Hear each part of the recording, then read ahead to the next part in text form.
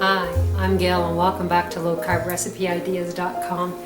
Today it's chilly outside. I don't know what's going on with our temperature this summer, but it's a little cool. I've got the oven on. I'm going to make some low-carb cauliflower breadsticks.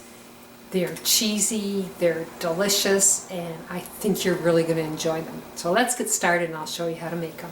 So I've already started shredding my cauliflower in my food processor, and so all I've done is a large cauliflower, and I'm taking chunks, putting it inside and just pulsing it, and I've used the shredded side so that we could make it into like a rice. Whoops, I lost that one.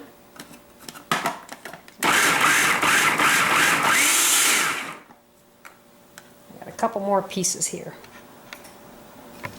So I want you to remember, when I use the cauliflower, all I do is take the leaves off, and I use the stems, I use everything of the cauliflower because I think it's all healthy for you and it tastes good as far as I'm concerned. There we go. We are all set. What I've done is I measured out because I wanted to see how much I got in the head of cauliflower, and there was 7 cups of the shredded cauliflower. The next thing we're going to do is add the dry ingredients. So I've got a 1/4 cup of Parmesan cheese, and it's just the powdered Parmesan cheese. I have a tablespoon of garlic powder, 2 tablespoons of almond flour. Now you can make your own almond flour by taking fresh almonds, put them in your food processor and grind them up and make them that way, or you can buy it already made in the package. I still have some in the package from when I bought from Costco, so I'm still using it up. And I have 1/2 teaspoon of salt. So I'm just going to mix this around somewhat, and then we're going to add in the rest. Now I've got 2 cups of Monterey Jack cheese. Now you can use any kind of cheese. I'm just using the cheese that I have left over in the fridge. You can use Tex-Mex, you can use cheddar cheese, mild, medium. It's all up to you what you want to do. But we're going to mix this around a little bit, and then we're going to add in 3 eggs. I already cracked them, and I beat them, and we're all set to mix them up really, really well. So I'm just going to work at this, get it all mixed. My hands are clean. I just find I like to mix stuff with my hands to really make sure I've got it mixed well, and I can feel the texture I want to feel with this recipe. You can really smell the garlic in there. Okay, so the next thing we're going to do is I'm going to bring over my cookie sheet. And I am going to put just 1/2 of it in just to see how big it's going to be. And we're just going to work at pressing it out into a rectangle shape. I don't want it super thick, but I don't want it too thin either, because we're going to bake this up. So I'll work at this and make it the shape I want it to be. So I've made it into a sort of a rectangular shape. I've pressed it down. It's approximately 1/4 of an inch thick, and I've turned the oven at 425, and I'm going to put it in the oven, and we're going to put it in to start around 25 minutes and see how much longer I need to put it in than that. Well, the first one's baking. I thought I'd make a pizza crust with this other one. So what I've done is I've just taken a pizza pan, parchment paper, and I'm going to put parchment paper on top, and I'm just going to spread it around until I have it into the circle I want it in, and I've got it even all the way around.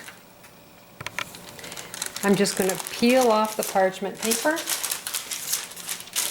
and then I'll just play with it and just make sure I've got it all down on the edges of the pan. And I'm going to cut the parchment paper around the edges of it because I find it likes to get a little brown, and the less I have hanging over, the less I have of it getting burnt or whatever. So there we go. So I'm going to bake the first one, and then I will throw this one in. Now this has been 25 minutes in the oven, and if you can see on the other side, it is starting to look brown and nice. And I want that on both sides. So what I'm going to do is I'm just going to slide it off, put on a new parchment paper, and I am going to hopefully do this right, that I'm going to flip it over.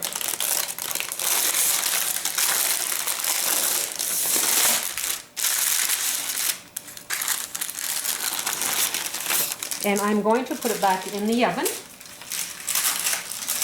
so that we can cook it right through, so we have a nice bready texture. Now I've removed my cauliflower bread from the oven, and I have a tablespoon of butter that I melted in the microwave. You can do it different other methods if you don't like using the microwave. Personally, I don't really like using it, but every once in a while I do use it because it's nice and quick and easy. So let's take our butter and our garlic and our little baster, stir it up a little bit, and let's just baste the cauliflower. It smells delicious. The house just has a great aroma of garlic, butter, delicious. And now I'm going to take my shredded cheese. Now I've had the leftover Monterey Jack cheese, and I have marbled cheese. So I am just going to spread this around on top. And there's just over a cup in here. So it depends on how much you want to put in. We are making cheesy cauliflower breadsticks, so with the extra cheese on it, it's delicious. Your carb count goes up a bit, but it's a lot healthier than eating your wheats and actual bread. Oh, it looks delicious. So I'm just going to put it back in the oven for a few minutes till I see that the top is all melted, and then we are all set to try this great breadstick. Well, here are the results. I couldn't wait to even try this with you guys. I already took a bite out of it. You can see the bottom. You flipped it over there. It's quite tasty.